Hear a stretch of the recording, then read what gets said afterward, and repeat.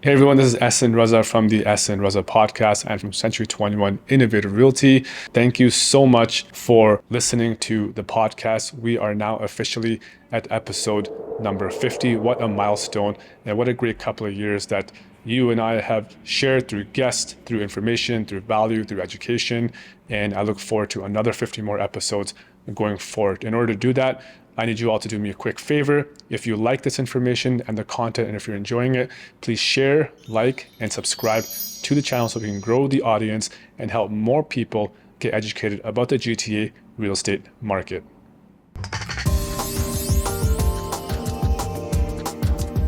All right, welcome back everyone to episode number 50. We're finally here with the OGs who got me started, Jas and Laura.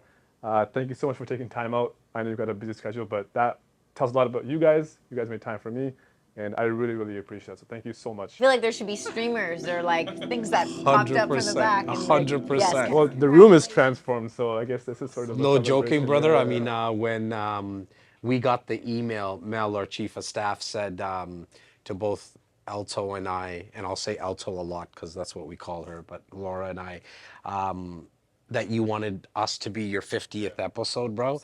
I know you're saying like, thank you to us and stuff, but it's actually really cool from our vantage point. I'll talk about myself specifically because Laura will cut me off at some point anyways, because that's what she usually does on these things. well, if you'd stop rambling, But to watch your progression and your consistency is actually really the word that, like, I can't get away from you on my feet. Yeah, that's good. I see your likes all the time. Yeah, no, but you're always in all my feeds now, right? Which is kind of what we spoke about going back, whatever it was, like 2 years ago or something. If you're your 50th episode, you're probably in like year 2 now. So it's just cool to see, man, the consistency. I have a question for you though, really quickly. I know this is about us and stuff like that. How do you feel now that you're at this point? It's a sense of joy, accomplishment for sure, and I love it. Like I think I've told you guys before, more than just using this as a platform to get to customers, I genuinely just love talking to people and learning from them. So it's also for me as well, maybe more for me actually if I think about it now. But I think you mentioned as well the byproducts of the whole podcast is the credibility it has brought to the marketplace. yeah. So now I can't say how many leads I've gotten from the podcast, but what I can say is that the phones are, coming in faster. It's expediting the process of deals because they see the credibility, they see the constant barrage of podcasts, clips, whatever. And I really, really enjoy it. I really enjoy it. So, Well, hey, you know what they say? Like when you do something that you like, you're that much more inclined to continue to do it, which is why you've gotten to 50. Because the stats are that the majority, I think 90% of podcasts don't even make it to episode 10, and you're 5x that now. So that's amazing. and that's my thing. Like for me, I always look at that and I'm like, I want to be in that 1%, 5%, 10%. I've always done myself. Like I always want to go for wherever I can and be the best. But again, just I want to be humble as well. But you guys were the reason why we're here today as well. So thank you. So people know that I'm not bullshitting when I said you're in my feed. I think I saw it today, so I'm not sure if you posted it yesterday. You were on someone else's podcast, and you were speaking about being an introvert. I'm lucky enough to also know you, and Laura obviously knows you very well as well. You probably would be classified as an introvert. My question for you is, how did you get over that to do something like this? Because generally speaking, this would be tough for an introvert. Like she likes the sound of her own voice and she likes to like be on camera and all that kind of stuff. I kind of like that stuff too. So it comes a little bit more natural to us to do it. Right? But you're like at our stage now, man. I mean, Laura just did her 40. You're beating. He's beating you. He's still. always been beating He's me. always beating. He's always a step You need him ahead. to stop, but not Yeah. really. How was that process? Because I know there's people watching and listening right now, and they're like, bro, I can never do that. I understand that the leads are going to come in faster, and now people are going to pick up my call, and they're going to be like, oh my God, Ahsan, it's you. I was just watching your podcast. Right. They understand that, but they still can't get over the fact that fear of putting themselves out there. When they see someone like us, it's like, oh, look at you guys. You guys are easy. We see you on stage and all that kind of stuff. But for you, being an introvert, how was that transition? So it was probably the toughest thing I ever did to be on camera, 100%. One of the toughest things I've ever done. It was like so fearful of getting on camera. I remember the first video you made us, you forced us to do, like sit on this chair and talk about why you got into real estate. Yeah. Oh my God. Just like the armpit started to sweat, right? So, and then, but I think both of you had kept mentioning over and over again that it doesn't matter about the quality. It's just about the quantity. And you hear quality over quantity so many times over your life. But that was the first time I kind of switched. I'm like, screw quality. Let's just do it. Let's just see where it goes. And more, you've gotten better, I'm sure, as an interviewer. And like the team that you started using probably did better, and your clips got better, right? You get you always say this, right? Like the quality comes out of the quantity. I want to make sure I get that right. Yeah. No, and like you were talking earlier about being in that, when Laura was talking about the stats, like 10% don't make it past the first 10 episodes, and you were like, oh no, I always want to shoot to be in the top 5% or 1%.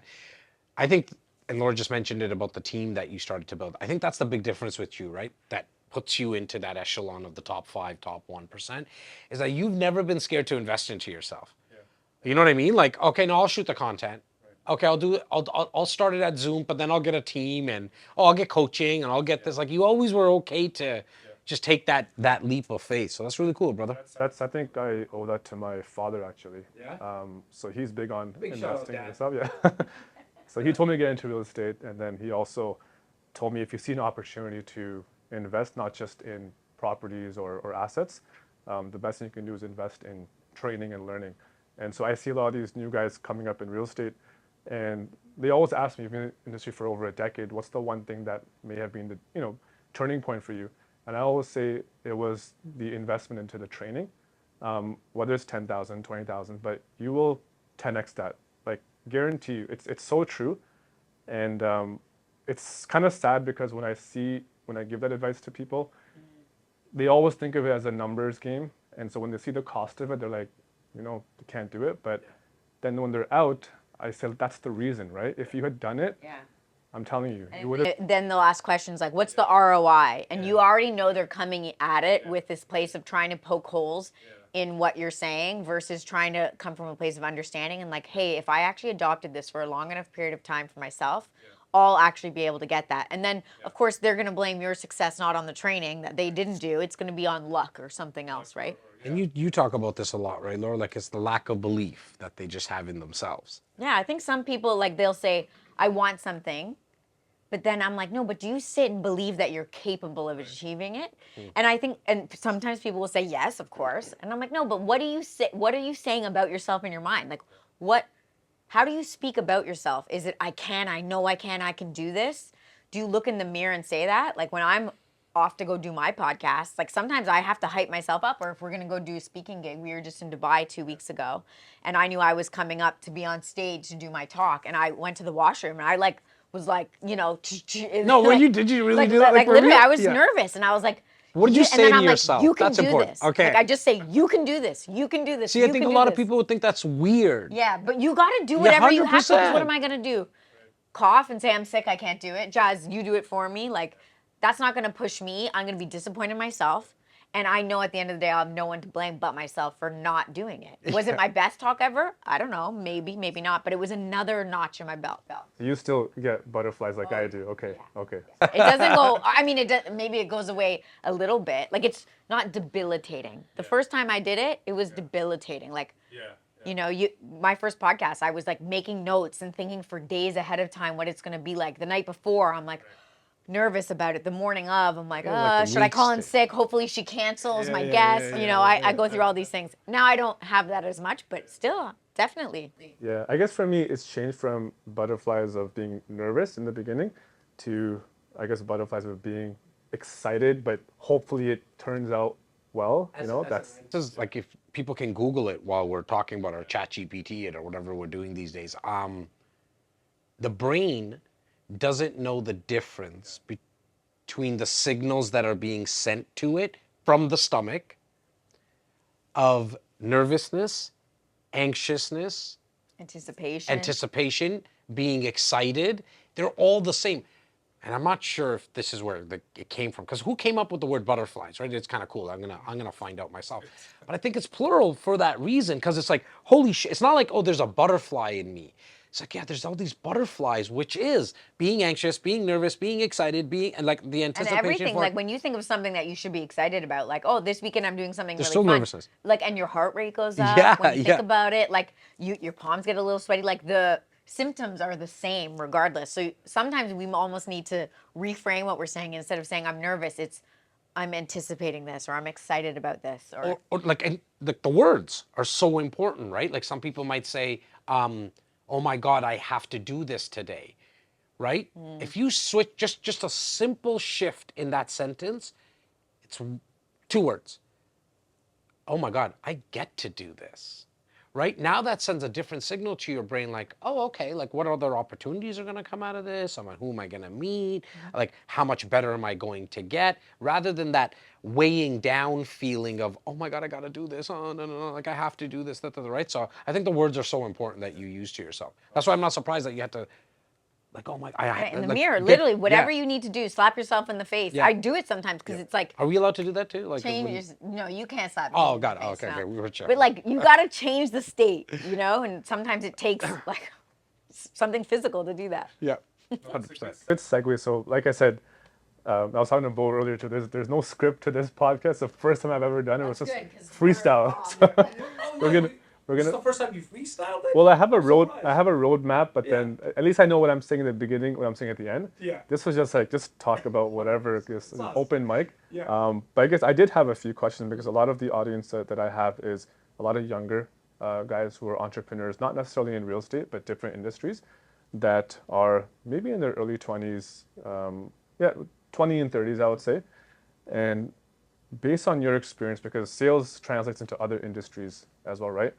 What would you say is the one thing you would recommend to an entrepreneur who's starting out at the beginning to have the confidence to go all the way and have longevity? Yeah, longevity. Yeah. Laura? Whew, that's a good one. Not scripted, but it was freestyle. It's so interesting because I don't consider myself like a natural born entrepreneur. I think I thought it looked sexy on the outside, and I was like, oh, I want to, I can say I'm a business owner, and that's really cool. It's way harder than I could have ever anticipated. It's way more stressful. It's also really exciting. So there's like the good and the bad that come with it.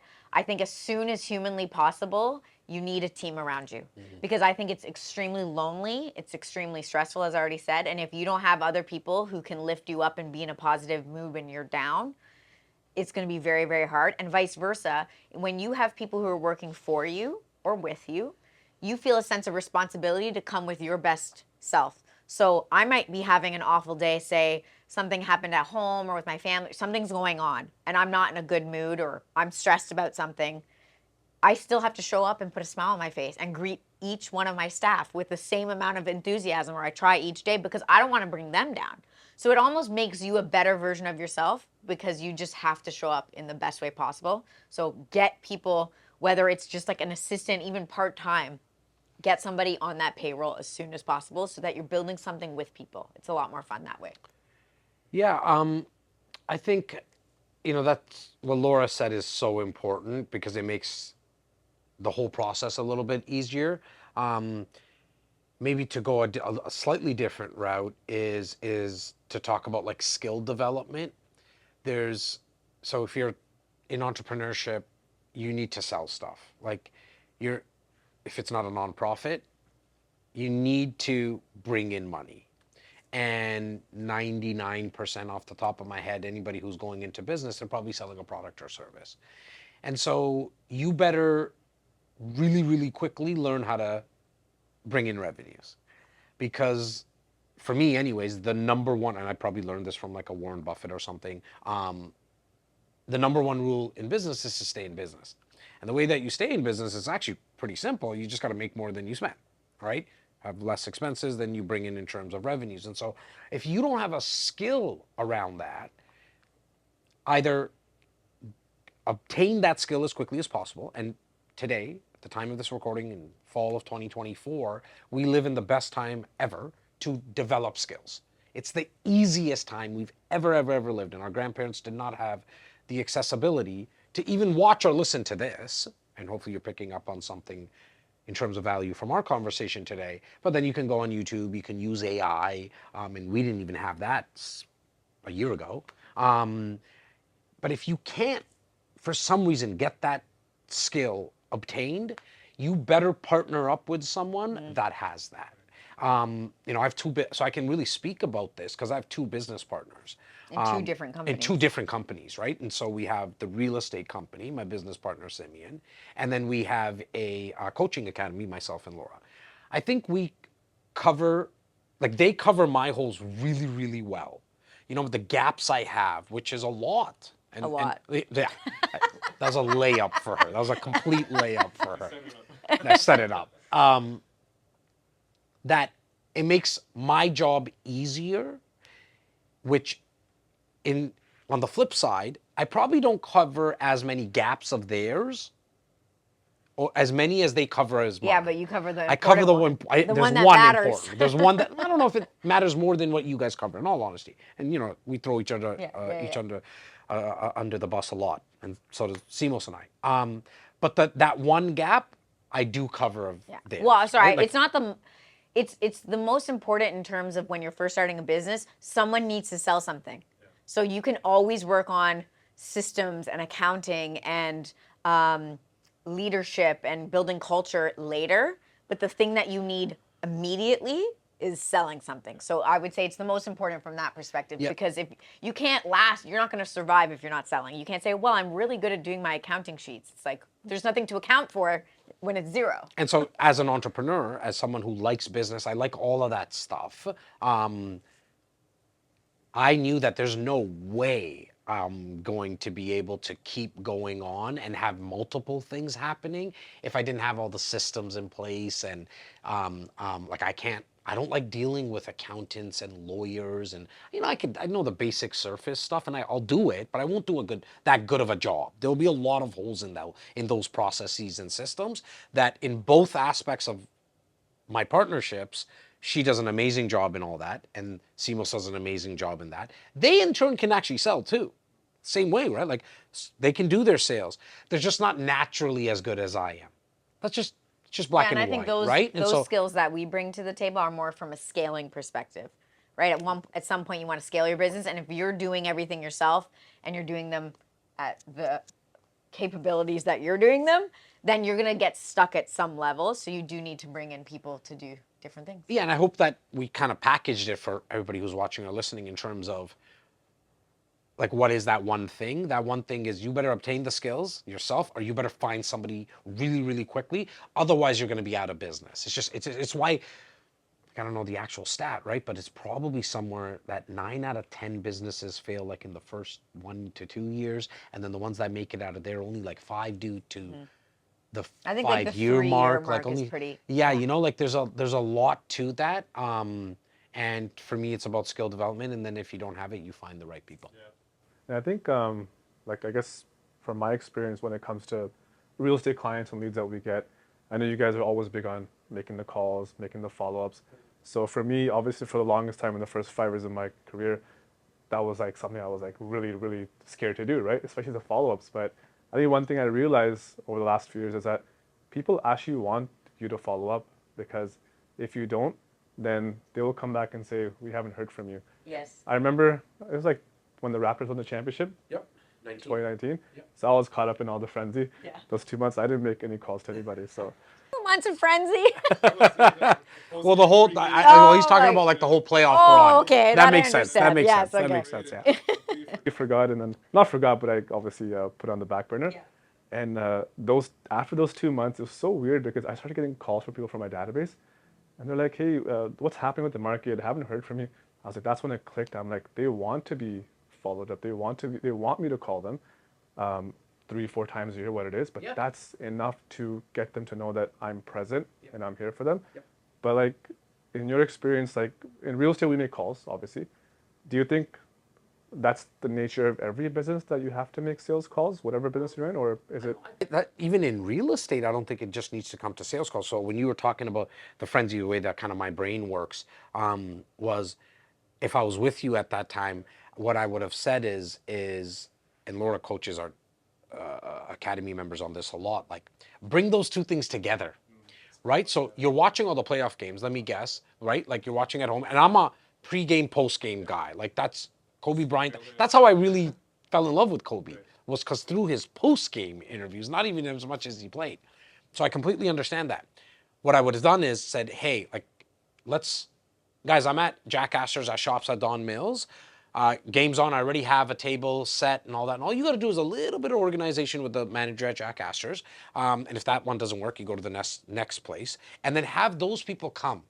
So that's not a sales call that you had to make. It's actually way easier other than that organization, because now you're the one person and you have them all come to you, right? And the cool thing is, I'm going to say as high as 90% of people that did come to that Jack Astor's that time, they're basketball fans too. Now, in our city in 2019, everyone became as they should, right? Like we're all Handwagon jumpers. yeah, and we were all guilty. just yeah, right. That real estate would have been the byproduct of the conversations, right? Like you would have been talking about, oh my God, look at quiet, look, okay, we're going into game 6. Hey, do you see what he did? You'd be talking about that stuff, and then inevitably, what would happen is, oh, look, how was your day today? Oh my God, I just came from a showing. Oh right, you're in real estate again. How's the market? And that's it. And now you're 100% right. But you know, that I happens. think nowadays there's other ways of following up. Like I think certain businesses lend themselves to say like content, right? So content is a form of following up. But doesn't every business kind of lend to itself, Laura? Sorry to cut you off. Like what? Yeah, no, I think real estate Sorry, content okay. is not going to be the only thing that gets you real estate business. Yeah. In my opinion, for the 99% of people, I think you do have to make phone calls. But there are other types of businesses that obviously, you know, you might not need to make phone calls for. But when you think about putting out content consistently, that is a way of dropping seeds in the minds of the viewers that you still exist, which is essentially what the phone call is. So I definitely think that there's, you know, different ways to go about the follow-up, but I think majority of small businesses, at some point, there has to be phone calls happening. Yeah, phone calls, events, right? Like somebody might be having a printing shop. I don't know, I'm just making that up, right? Like some type of printing shop. I don't know, like what list you're gonna call, but maybe like, yeah, you call your friends and family and stuff, but then you flip it and then have events at your office, at your printing place. Now people say, well, like what, like an educational event? No, you'd bring in a comedian and have them have like a local Toronto comedian, and you call everybody that you know, right? Email people if you have hopefully you have an email list, and have the comedy show in your place. I'm already getting feelings when you say that, because I know what the majority of like the agents that we train would say. It's like, well, that's weird. How does the comedian go with printing, right? Yeah. And I was just having a conversation with someone today, and I was like, at some point, if you're not getting the business that you want and your back's against the wall, because you got to put a lot of money up to start a business, right? Depending on the business, some more than others. And if you're going to be out of business, or you're like, look, I've taken loans out on my home, and like I'm not making my mortgage payments, I'm going to be without a house at some point, or whatever it may be, whatever, that's real life. Like, who cares if it doesn't make sense? Do the event, because what you're currently doing isn't working.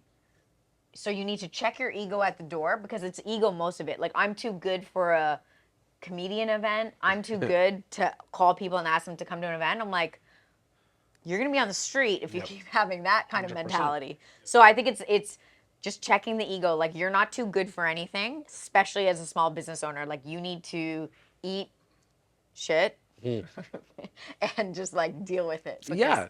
That's how you dig yourself out of that hole. You got to meet people, right, in business. That's what it is. I think that comes down to it more. And even, I thought when you were going to say content, I thought you were going a different path. So I'll kind of take it there, which was phone calls and all that kind of stuff. Even networking, right? Like networking's big, belly to belly stuff, but there is still, like I believe anyway, so I don't currently do a lot of that. Full transparency. I don't go to networking events. I go to events where I'm speaking. Just a better use of my time. I enjoy that part. I enjoy the stage and all that. And then I get to meet everyone. And the truth of the matter is, eyes are on me anyways, right? So that's very simple. However, even if I didn't have that, the speaking part of it, content, you're kind of doing the same thing. and you don't need to leave. You don't need to go anywhere. If you do it consistently enough, you're kind of at a networking event 24 hours a day. Right? Like if you put 3 videos out a day, let's just say, whatever business you're in, if you put out 3 videos a day, imagine the awareness that you can possibly get. It's probably more than you can ever get at a networking event. So like I'm also about networking events, especially at the start. If you're somebody who is not comfortable speaking with people, it's a great time. It's a great place to put in some raps and meet people and, you know, learn something if it's like something around education. But that's why content in all businesses to me is so important, because you're kind of at a networking event with, I don't know, like on Facebook anyways, it's 7 billion people. Like, you know what I mean? The entire world. The entire world, right? For me, yeah, I mean, I remember in university they had these networking events. Yeah. If you were like in accounting, like I was in accounting, so you have these big firms come, and I just hated going to those events because I'm like, I'm an introvert first of all, and being in a room with like 200 people, that's like, I can't. Even now, like I gotta force myself, but I'm better at it, of course, right? Because To Harvard. No, I didn't. I just, I didn't go. I believed you. I did too. I was like, oh, where are we going with this story? And then I was like, wait a second. Yeah, it's funny. You say I'm an extrovert. I think when I do any of the studies or like the tests that you can do online, I actually fall somewhere closer to the middle, slightly more extroverted. I get, and it's where you get your energy from, right? It's not whether or not you like talking to people. It's actually what energizes you. So if you go home and being alone gives you energy, then you're more of an introvert. If you being around other people gives you energy, that makes you an extrovert. That's the actual definition. Yeah, that's the actual, but I'm shy. So that doesn't mean I'm an introvert. I'm shy and nervous, and I fear judgment of others. So that gives me anxiety. So therefore, sometimes I'd rather stay home. So you have to be careful even when you're saying like an introvert or extrovert, because you might actually not be accurately describing yourself. I'm not saying you. But then I think people he who are is watching. actually inaccurately describing Well, I himself. don't know where he gets his energy from, but like, you know, Where I do you think get some your people, energy from? it's shyness maybe. Do you get more energy when you're around people, or do you get more energy when like, you're by do you feel yourself? drained? No, I don't feel drained. I think when I'm around you guys, I feel more energy for Okay. sure. Maybe I don't sound like it overly, That's not but what it means. Like if you look at the, Like how if you if determine you it. leave here after you leave here today, then I would say you might be more extroverted than you think you might be. actually where I really networked really well over the years was playing sports. That was my networking, because that was my atmosphere. That was my sort of mantle. Like I enjoyed that. And if you have seen me play sports, that's where I talk a lot. And I really get heated, so I'm very competitive. Yeah, if everyone knows, they know me. Like basketball court is a whole different story, right? Wow. Even to this day, so Yeah, yeah, just on the videographers just to mic you up and have you, like how they mic up. You should actually, that would be a good piece of content. we do that in football. Do you guys mic each other? We do now. Oh, that's a That's cool. great, That's the cool. flag football league? Oh, that's a great idea. See, that's a great way to meet people. When people talk That's about. a great piece of content. Yeah. But I started that like when I was a kid, and it's funny because over the years, you'd never think that playing sports would help you in business down the road, but a lot of my clientele were the guys that I played with, right? In the change room, you guys are having I actually conversations. think sports is like the answer to a lot of things. Like business is so much like sports. A lot of the skill set really is transferable, particularly team sports. I grew up doing a lot of individual sports, but I think particularly team sports, just like working with other people, feeling frustrated when other people aren't pulling their weight. Like there's a lot of similarities to the real world. Yeah, no, 100%. So I know I'm doing the immersion program with you guys this year, and it's a phenomenal program. For anyone that's out there, like, please do it. Investment worth 10x, like amazing. Checks in the mail. Checks in the mail, yeah, and I genuinely mean that, but like, or else I wouldn't be here. But I mean, it's done, wonders for me from a business and also a personal level. I've always felt that just being around the environment by osmosis, you just sort of learn a lot. Like, is that something that's true, or? For me, it's everything, man. Like the joke about Harvard was because obviously I wouldn't even remotely got in. So for me, I always needed to be in environments where people were doing what I wanted to do at a high level. So it's the only way that I learned. I actually remember as a 12-year-old when I was selling newspapers, like I searched out the person who was selling a lot of newspapers, and like the district manager. I didn't even deliver newspapers in in my actual neighborhood. It was in a slightly different neighborhood. My dad had to drop me off there. Why? Because I needed to find the person that was doing it at a high level. And then that's just kind of how my whole life story's been, right? Which is, if you're watching people do things at a high level of what you want to do, like, it has to rub off on you, man. Like, you just, it for me anyways, it did. And so when we made this immersion program, and we've had different iterations of it, it always came back to the one thing. Nah, they got to be in our environment. Why? Not only because, yeah, like, we like to have fun. I'm sure people can kind of tell, right? Like, we do. I truly believe we have amazing energy. We're very loose, and we like to have fun. But the reason I think the immersion works, and the whole thing of osmosis, is because we're actually doing the work. We are making the phone calls. We are putting on the events. We are selling real estate. We are building a team. And so on and so on. And so you're going to pick up on something. You know, somebody sent a message recently. Might have even been you. I just can't remember right now. But like, was like, hey, I really need to get an assistant. I need to build a team. So I told you, it just came to me from our dean. And it's not like you don't know that we don't have that. Like, you know that, oh, we have a team and we do grow with assistants and stuff like that, right? And so maybe that's what it was like. Maybe just seeing Mel as our chief of staff, like, setting everything up for us, making sure, like, you know, I was talking to her just before this, and me and her have like a cool little relationship. We just did an event, and I was just talking to her. I was like, oh, like, how was it? She's like, oh, you were great. And then I sat down with her, and I'm talking to her, and I was like, oh, what did you like? She's like, don't you have a podcast you need to run to? I was like, oh, shoot. You know what I mean? Like, all that stuff helps, right? And so I think to Laura's point earlier, when you're growing and starting a business, sales, whatever it is, get around people that are doing it at a high level, because you'll have to raise your game. Because if you were negative when you came in, which are the exact opposite, and I think everyone in that room right now currently is very similar to you in that sense, at some point, in all honesty, your tuition that you paid is not worth you bringing Bo down, and Clyde and Laura and Mel and Tyler. Like, if your energy was negative and you started to bring them down, well, I'm losing a lot more money by you doing that than what I'm gaining by just you paying your tuition, that I'm not going to have you around as much. You know what I mean? I'm not going to care to have you. On the flip side, if you hang around 5 people that are inspiring, motivating, and really, really uplifting, you have such a high probability of being number 6. Yeah, and I would say it kind of reminds me of the saying, like, would you rather be a big fish in a small pond or a small fish in a big pond? And at any time you're new to a business, you're a small fish in a big pond, and all you're thinking is how great it's going to feel when you're a big fish and everything makes sense and you've obtained all the skills. The problem that happens is once you obtain those skills and you do what you set out and your goals get reached, is what happened with us on the real estate side, where we said, great, we're like a top real estate team in the country for years and years and years now. And now what? So now you have to go and try to make yourself the small fish again. So once you've mastered a particular skill and you've put yourself maybe in a coaching program, and that's great. Once you get to a certain place, you outgrow things. And you need to keep putting yourself as that small fish in a big pond, which is what we did with this company, because we're now the small coaching company. We went from being like the top, and now we're like, sorry, who are you guys? And we've never heard you on the circuit. And that's very humbling again. 100%. But now it makes us hungry, where I think you lose a little of that hunger. So you have to keep pushing yourself. It's so true, because sometimes I'll go on stage, and like here in so today we had an event, as I mentioned, and I asked everybody, like, oh, who follows me on social? And there's like probably 30 people in the room. Every person put up their hand, because they're Toronto, here.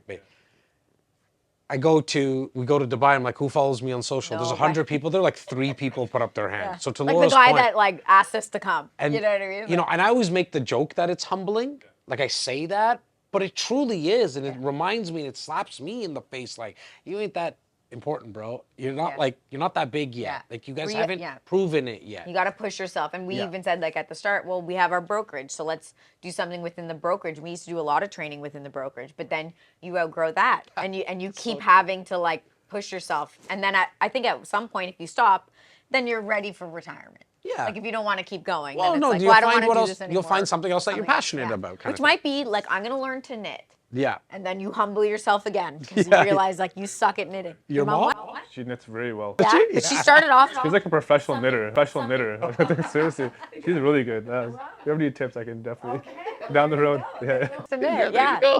Maybe in my retirement. That's really cool.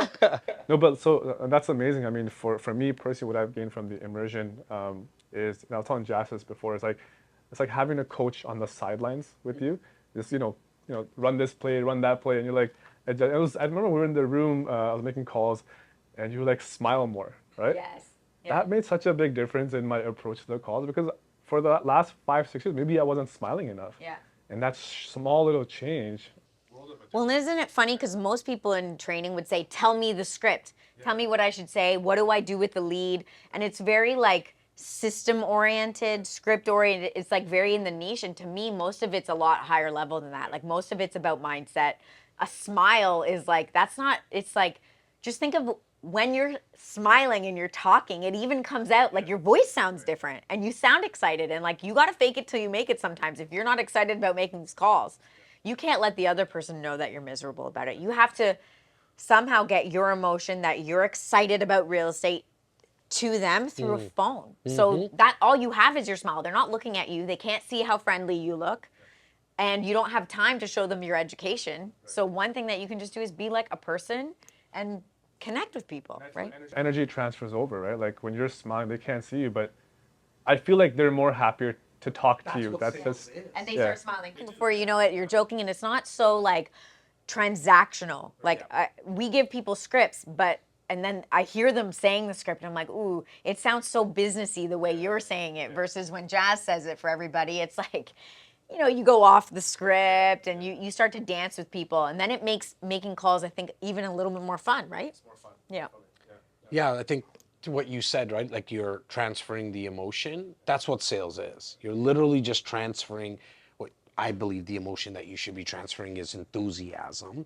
Because whatever you're pitching somebody on, cameras, hats, whatever, a lot of people start telling people about the features. Like this camera is 4K, 5K, it zooms this much. The person that you're speaking to, they can only retain 10% of that information. It's all lost to them. Like the brain can only take so much information all at once, and everybody goes into pitch mode. So it can only retain 10% of the knowledge it is given at that time. But it can take up to 100% of emotion. It's why we cry when we cry or we laugh. It's almost like all of it. Like if you cried, like it's like your whole body. Or you laugh so hard you cry. You laugh so hard you cry. You know what I mean? You're so happy, you're sad, you're depressed. Whatever these emotions are, you feel them at 100%. Yeah. And so, in my opinion, the top salespeople, they know that, and all they're doing is just trying to transfer that emotion, right? And then when they do these studies, like, when you take Apple versus IBM, for example, and you look at commercials. Do IBM have commercials? I don't know. I assume at some point they would have, but like, sure. I can only remember Apple commercials. Yeah. Why? Yeah. Because IBM talks about the memory and the storage and the gigabyte. Like, I don't even know the things. Like, it means nothing to me. Does my computer work or not? But then Apple shows, and they showcase the person's lifestyle living with this product. And it's like, oh, I want to be cool like that, or I want freedom like that, or I want to be able to be myself and adapt it to my lifestyle the way they're showing this person. And so that's why they've been so successful. They don't even talk about the features, really. I mean, they might say, our camera's better. No, they don't very even rarely say that. do. It's like only when you go to the stores and the salesperson's like, it's a better camera. Yeah, That's because the of only this. reason. Yeah. And they're really just trying to upgrade you from the last one to For this sure. one. That's not trying to get someone over from another Yeah. product. So that's sales at its best. Yeah. So true.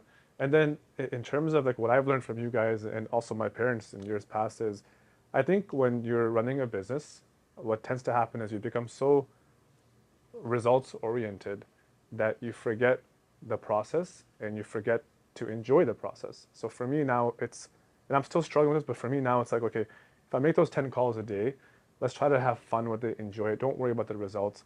But why is it that we're so focused on results? Because when you hit that goal, then you're like, okay, now what, right? So why do we forget about that middle part where, No one likes the journey. Everyone when people say, is it the journey or the destination? Everyone's like, oh, I'm about the journey. And then you see them actually act in real life and it's like, no, you're about the destination. And I don't know, I don't know how to get people past that, but we just implemented something where we said, what's your love language, right? Like, what is it that you're looking for to make this journey more fun? Because let's not focus on the dollars that are going to come into our pocket. Let's just focus on the mundane stuff, which is, did you book 3 appointments today? And if you did, and you do that consistently for 4 weeks, what is the prize that you want? To try to make that journey that much more exciting. And then hopefully people realize, like, it's not about their little gift, their little prize, that it really is just about doing that work day in, day out. Do you have more insight to that? I'm going to steal this from Jim Carrey. This clip is probably, I don't know, 100 billion views or something like that. And it really resonated with me. He said at a commencement speech, he wishes that everyone could get all the money that they ever wanted to them right now, so they can come to the realization quicker that it was never that. And it's so true. Like it is so true. Like, and there's scientific proof to this. There's been a lot of studies in this, and I remember I think all did a course of this, like our leadership crew anyways, and during COVID, the science of happiness from Yale. Humber or? From Yale. Yale. This one's true. No, Harvard. No. This one is true. They were giving away, Yale was giving away like a Free free course. course during COVID, and it was the science behind happiness. And the study that they had shown, now take this into consideration, this is a couple years ago when I took the course. And Call it 100. when the studies, they were saying it, once you get to $70,000 American, you're exponentially happier every dollar you get till you get to 70K. So if you're at 35K, 40K, yes, you will become more happy as you make more money, because life gets easier. You can buy more things. You can have more luxuries. Maybe you can go on a vacation, and you just can have the basic life that you want. Once you hit $70,001, there is zero more happiness tied to that. So like, let's extrapolate for now. Let's call it 100 grand. Just for argument's So sake. you just need to try to, I'm not saying getting to 100 grand is easy, but in your life, your goal should be to get to 100 grand as quickly as possible, and then find out now what it is that makes you tick, because 200, 500, a million is not going to make you any happier. So now let's just focus on our happiness. You're not happy double the amount. Yeah. You're not. Zero Think about it in on your the scale happier. Think about it in your but right? But then most people's goals are like, I need to make $500,000, I need to make $1 million, I need to make 10 million. And it's like, for what? But it's like this little bit of a dopamine hit that you get probably when you hit those kind of numbers, and then it goes away. The Really novelty fast. wears off. It's a dopamine hit, like you're like, oh, I did it, but then it's not long lasting at all, right? And so And did you even enjoy how you got there? so Like, did you enjoy the journey, or did so for you me, hate that's what every it day is. of your life? To add a little bit more insight to what Laura was saying, like once I came to that realization, I was like, oh shit, now every year I'm just getting older. So I'm 42 now. I think I got a good 50 years in me. For real. Like, I'm trying to take care of myself a little bit more, and I'm really trying to enjoy the process in everything that's happening, because when you said the word results, it's funny, when you said it, I kind of knew what the context you're saying it in, because results is kind of like, how big is your business, how much money do you make, and all that kind of stuff. I think we just need to maybe rephrase what results mean to yourself, right? So for me, the results are really like, how much did Bo grow while he was with me? That's a result I care Reframe about. what success looks like to That's you. what I mean. One of the things we talked about, if you don't mind me sharing, is like, what do you really want? Is it more money? And then you were like, actually, it might be more time with my family. And then it was like, okay, well, if that's the case, then let's hire somebody, because that's going to free up the time. So you start to make different decisions when you realize what it is you're actually after. And more often than not, for most people, when they dig deep enough and they do the work, which isn't easy, but it's not money. And here's the one thing that I also found that I hope will, I think, resonate with the person who's like, nah, man, I'm results oriented. I get it, okay? Because a 35, 45-minute podcast discussion, in all honesty, is not going to change 45 years of programming for themselves. But the one thing I'll add to what Laura just said, and it's so true, man. When you, in your case, because she already shared and outed you, that when you're happier, right, you get on a different vibration, right? So because you're on a different frequency, sorry, was the word I was looking for. When you're on a higher frequency, then what happens is because you're happier, you make other people happy around you. So now the value you're bringing to people, and that's called the people, the marketplace, the value you're bringing them is more. And then there's a law of money. This is a real law. He or she, whoever brings more value to the marketplace, will always have a higher income. It's why Elon Musk is the richest man in the world right now, is because he's trying to take us to Mars. That's pretty valuable, right? And then you can go down the list, right? And he's only able to do that because he's in complete happiness when he's working. Like, he sleeps under his friggin' desk, you know what I mean? On a regular basis. That's where he likes to be, right?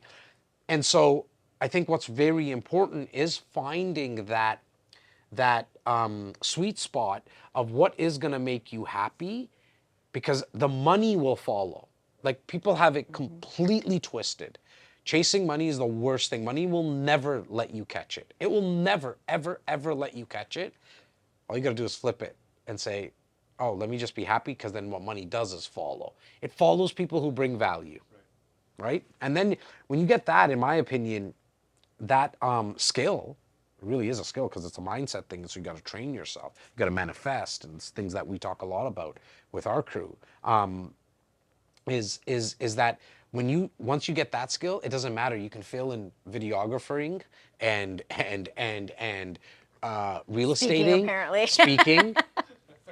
Great, case in point, I can't spell half the words, can't even say half the words properly, but you can always get yourself back up again because you have the skill set of providing value. Yeah, no, that's so true. I think for me, like, last 2 years have been pretty sort of tumultuous in terms of, and I mean, I don't mean to make this sound somber, but there's a few people that we knew that passed away at a very young age. One person being a mentor of ours in our community. And so when that happened, it was just like, I think the lights just switched on. And I said, life is so short. It's not always about the money. And I have 3 girls, and that brings me joy. You know, that, like, I sometimes hate it when I have to go to showings at nighttime and they're asleep, but it's part of my job.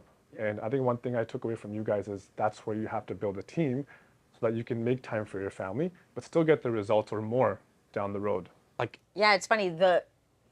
Like, at the start when you're building something, yeah, you kind of got to be on like 24/7. Like, we do tell people, like, when you're new to real estate, you can't say, I'm going to like be really restrictive with the time I work. It's like, you're new, you kind of got to hustle a little bit to get some time under your belt, but then you can start to really create your business around your life. When we created our coaching company, we've talked about this. Like, I really like my personal time at home. I like my morning routine, working out, walking my dog. Those things are very, very important to me. So I'm not going to come in for 7. Like, it's just not going to happen. well, you're not going to take, and this is not even a joke, like, you're not going to take a call at 10 o'clock at night. Yeah. No, I'm not going And to take a call at 10 o'clock that was at night 'cause very I'm asleep. difficult for Yeah. me, because I had a business partner that him and I talk at 1 o'clock in the morning.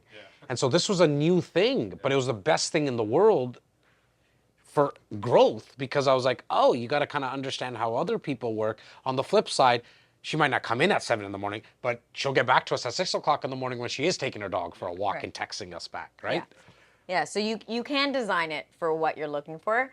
And I think you also just then have to leave money on the table. So whether it's for an assistant or if you're going to have a business partner, like, maybe it's not equal. Not everything has to be equal. Like, if you're not going to put in the same amount of effort and work as someone else, then you shouldn't be equal. But chances are, if you're doing what makes you happy and that person's doing what makes them happy, you together will rise larger, stronger, and you'll make more money in the end anyway. And you said it about, like, your kids at night showings and all that. And I think what everybody will understand is that when they're about to die, they ain't going to think about that extra $277,000 they could have made. That shit ain't going into your mind. I can tell you right now, and I don't know if this is, I don't know how they even did a study, but they said that there's going to be about 10 to 12 memories that run through your head in the last 10 seconds that you're about to die. I have a funny feeling it's not going to be the gross commission that you made. Like, you know what I mean? Like, sorry for the F-bomb, but like, that's not what you're going to think about. You're going to think about the experiences you had. And you're going to think about possibly the person that you became in all that, right? And that's the journey part, man. That's the cool part of like, hey, who are you becoming? You know? And that's why that goal stuff we were talking about, it's so short-lived. Like, You Yeah, got so the money. maybe the goal shouldn't be like, I want X amount of money, I want this kind of house, I want my business to do this type of revenue, I want this award. Maybe it should be the person I want to be. So in 10 years, what kind of person do you want to be? I want to have more inner peace. I want to not beat up myself up in terms of how I talk to myself. Unless it's before a speaking Unless engagement. it's just slap yourself in the face, but like, yeah, no, that's like to work yourself up. But like 100%, the yeah. words that you use to Yeah. yourself, maybe it's, I want to take better care of my body so that I can come as my best self. Like, what's the person you want to be 10 years, 5 years from now, 1 year from now, versus like the things that most people focus on in goals, which is like my weight at the end of the year and how much money I made. Yeah, no, that's you put it perfectly, and I think just to close it off, I know you guys are busy for the day, and I got to head out too. But for me, my personal goal now is that when it's time to work, like I work hard, right? And I just pound the pavement. I work hard. But when it's time to take time off, you take time off, right? And that's what I'm trying to do. And in my faith, like they always say, like work is your worship. So if you are working hard, going to work, that's considered a form of act of worship. So that's my motivation. That's my purpose after reading your book, or the book that you guys suggested, Success Principles with Jack Canfield. Yeah. So like, what's my purpose? Right? That is my purpose. Work when I gotta work, and spend time with my family when I gotta spend time with them. And that's Now my I was conclusion. next week we're gonna meet and we were gonna discuss that book. But now I already know the answer. But you we'll talk about it no, more but now next you week. have to see it written down. I gotta yeah. That's kind of no, maybe we'll I'll work through refine that. it, but yeah, that's Man, like work hard, play hard, right? Like there's a lot to that, right? Like I think that's why it stood the test of time and people still talk about it. Like how cool is that? You get to do that. Like you get to work hard and work your ass off when you're working, and then relax and then have fun. Like that and you can even mesh them when you really, I think, find the passion, because then most people can't tell when you're working or having fun. Like, is this working and are we having fun? Like, I don't know really, right? Yeah, Like, I don't I'm know like, what it oh, is. you're like, you guys are busy. I'm like, I'm not too busy. Yeah, We can go I'm like, another whatever hour. is going on, like, it doesn't matter. Like, somebody will move it, we'll figure it out, right? So yeah, that's really cool, man. We're again, I'll speak for myself. It's been a pleasure to watch you grow. It's we get an opportunity, myself, Laura, and the rest of the coaching team, to speak to people right across the world because of the content, and we're DMing people and messaging people, and easily, collectively, in the last year alone, we probably have spoken to, I would say, a couple of 100,000 people through those messages, our events, and all that kind of stuff.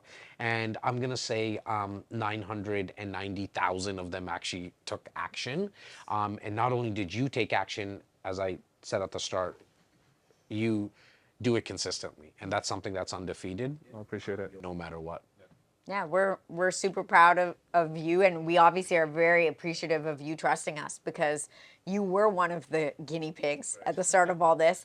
And Yeah. it just one person. It takes one client. It takes one person to get you some momentum, and you helped us with the momentum of our business, and then to watch what you've done with it is that much better. So thank you. Still remember sitting on the couch with Jas when I came in, and he was like, "It's $5,000 for the or whatever it was for the immersion."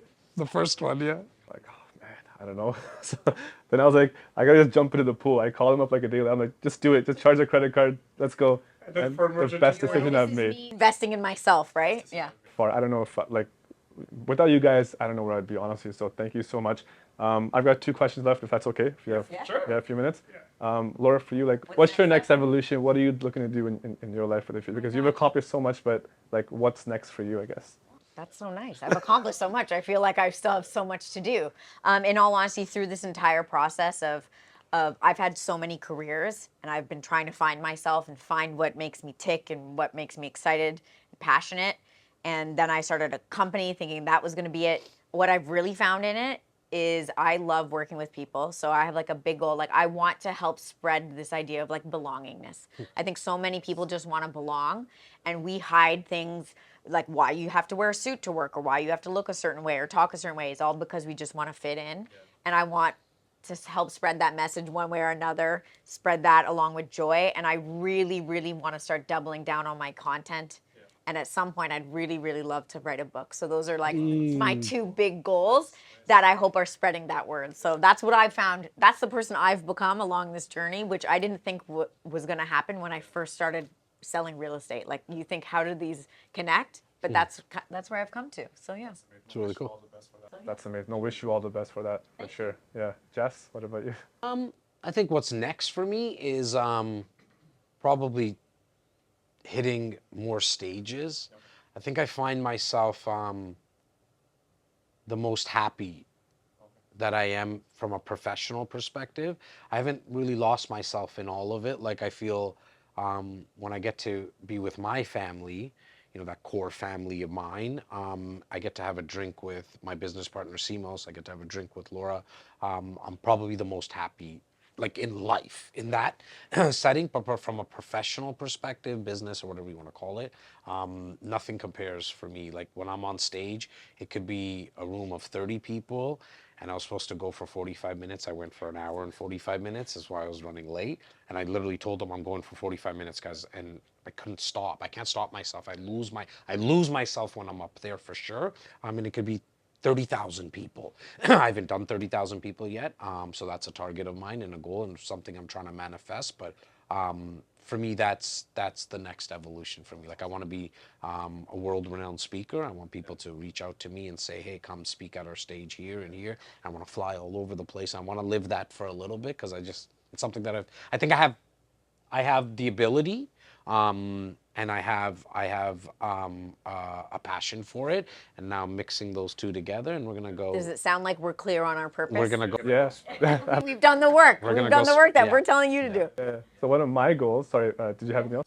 Yeah. No, that's it, buddy. I love it. One of my goals, which I'll reveal to you guys right now, is hopefully in the next 10, 20 years, is to one day speak on stage with you guys. God, Well, this That's is easy. you did it. you did This it. is Well, this is a stage, you know, and we always laugh. Like nobody gave us a mic at the start 5 years ago. So we went to Staples and bought a mic ourselves for $75. And that's, in all honesty, when I say to you from the bottom of my heart, Ahsan, like, I'm proud of you. Like, I'm not a crier by any means. There's nothing wrong for the people that are. But inside, like, that's who I am. I'm very passionate. And inside, like, I feel overwhelmed, I think is the word, for you. Because when I watch all this stuff, we went and me and Laura didn't know how to set up the mic. And so the guy at Staples, like, God bless him. I know his face. I can't remember Yeah, his I name. know his face too. And he really nerded out on mics. And me and Laura were just laughing, like, there. And we're like, dude, we need a mic to, like, do a podcast. No, it's just for our parents. That's all Like I that's had going to YouTube how to like make sure that the audio, when we got the audio file, Yeah. like how to like make sure it wasn't peaking and stuff, because we didn't know how to do that with the cameras ahead of, or the. Laura stole mic. music from YouTube, and then we got in The fact trouble that by I YouTube. figured out how to do that, I'm though, was surprised. fantastic. But the guy was, and we were like, no, man, like this is just this podcast. Like we heard a word named podcast, and it's just for our parents to listen to. To see what it's evolved, like you're 50 episodes, she's 42. Like I didn't really think about her not doing it, so like I'm not really surprised that she's where she's at. Where I didn't know you back then, you know what I mean? And I was thinking of Tyler today in the shower. As weird as that sounds. Tyler's on our team. Yeah, Tyler's on our team, and you know he's doing his content. I'm seeing all these people do content that come into our world, and it was a $75 mic. That changed all this. So, everything, man. You know, this is definitely one stepping stone to that, and I'm sure there'll be room on Speaking stage. on stage, that's there'll be easy, room on bro. stage. That can happen. Be prepared. But see now, I'm planting the seed. Yeah, but be not only prepared when plant it this, comes. just be prepared. Turns around. Like that will come in. That could come in 2 weeks. In all honesty, that could come really quick. And you wouldn't be on stage with us because what we would do is put you on stage by yourself. Because I want all the people out there. We have us. Like we eat a lot, and a lot of like she really eats. But like we're eating, we're good. You know what I mean? Now it's watching a bunch of other people. So Be careful what you wish for. careful what you wish for. Alrighty. Last question for both of you guys before we end off. What are your thoughts on the Vince Carter retirement jersey? I think it's the best thing that in the world that they should have done.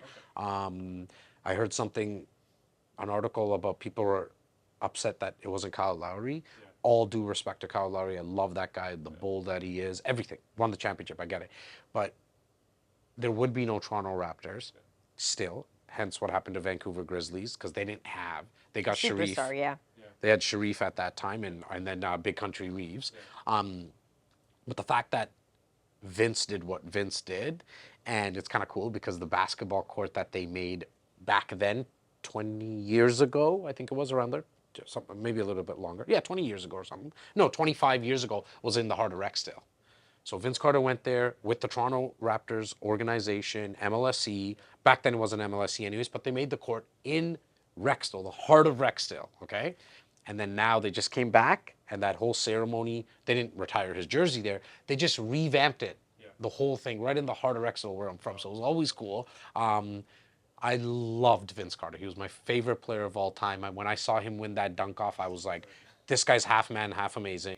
Yeah. Air Canada, everything, all the, like, I was bought in. Well, and can't Kyle get it at some point? 100%. Like, you can get it Well, yeah. later. Vince has Yeah. been retired off that team for a long time. No? And now when, no, Right, but like, now they're going to obviously. retire his jersey. Like, you can't wear number 15. Right, but like Kyle could still get that today. 100%. You were just on our Yeah. team not that long ago. I Yeah. feel like you need time. Guaranteed you need, and he's still playing, right? He's As with, far as I'm concerned, Damon Stoudemire should have gotten it. Damon. That guy was. I'm just kidding, but I love that guy. He was just a Damon was short little cool. thing, and I was Yeah. like, "This is." I He's have kinda a like Damon you, Stoudemire. like how you're I like saw it. myself in him.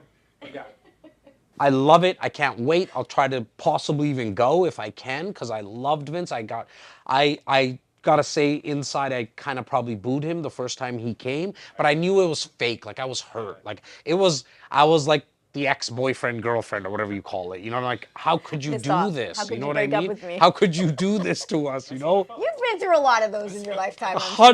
100%. I'm a Dallas Cowboy fan. I'm a Dallas Cowboy. I meant breakup. I meant girls.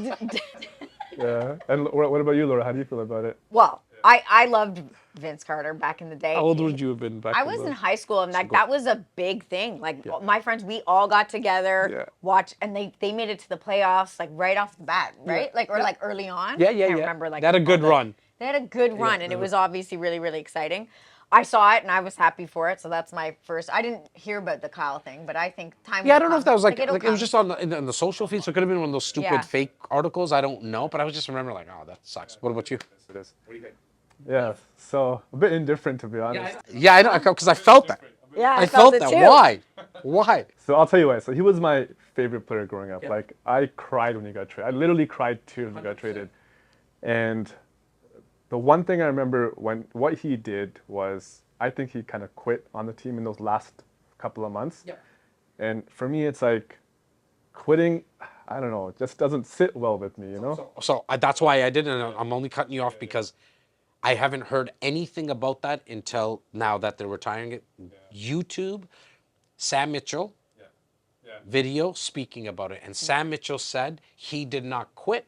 They wanted him out. Yeah. The organization wanted Vince out, that he didn't quit. He wanted to stay. He wanted to stay. So anyways, I don't. My argument is that because he averaged 15 points a game that season, and when he got traded, he averaged 27 points a game. But sometimes a change helps, though, right? Oh Like, yeah. yeah. Sometimes I get it. takes a little catalyst or whatever I get it it. is. Anyways, it's a good thing they're doing. All I know is Yeah. I had posters of Vince Carter up in my room I was a huge fan. Yeah. for different reasons, and maybe you guys had posters of him up in your room. Man, thank you guys so much for being on the show. This was episode number 50 in the books finally, and we love you, brother. 50 more. That's the goal. Let's go. All right. Thank you. See you next episode, guys.